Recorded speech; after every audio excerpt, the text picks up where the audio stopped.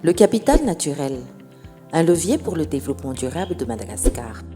Faisons d'abord connaissance avec le capital naturel. Le capital naturel se définit comme les réserves mondiales d'actifs naturels qui comprennent la géologie, le sol, l'air, l'eau et tous les êtres vivants. C'est de ce capital naturel que l'homme tire un large éventail de services, appelés services écosystémiques, qui rendent la vie humaine possible, tiré du Forum mondial sur le capital naturel de 2017. Le stock du capital naturel est composé de deux types de ressources. Les ressources renouvelables telles que les forêts et les océans, et les ressources non renouvelables telles que le sol et les ressources fossiles. Ce stock génère un flux de services écosystémiques, à savoir par exemple l'approvisionnement en nourriture, la régulation de la qualité de l'air et du climat, le soutien au cycle de production de l'eau et les services culturels tels que l'écotourisme et l'éducation. Ces services produisent un ensemble de bénéfices et créent de la valeur pour la société, notamment la création d'emplois et de bonnes conditions de vie des populations. Madagascar est l'un des pays riches en capital naturel. Le pays possède 123 aires protégées, dont 101 terrestres et 22 marines.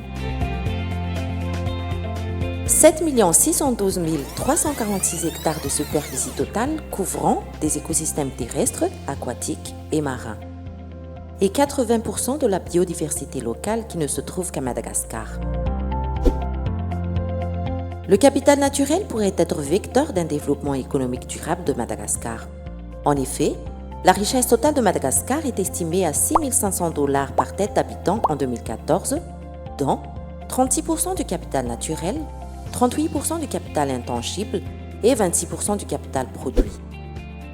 À titre d'exemple, la contribution économique des aires protégées nationales de Madagascar est estimée entre 52 et 60 millions de dollars par an. Pourtant, le capital naturel de Madagascar reste encore grandement sous-exploité et sous-valorisé. Son existence et sa pérennité sont menacées par des exploitations non durables. Une baisse de 31% du capital naturel renouvelable par habitant a été enregistrée de 1995 à 2020. Le coût économique de la dégradation des terres depuis l'an 2000 est estimé à plus de 6,7 milliards de dollars, soit 1,78% du PIB par an. Ainsi, malgré ses ressources naturelles impressionnantes, Madagascar est classé comme l'un des pays les plus pauvres du monde.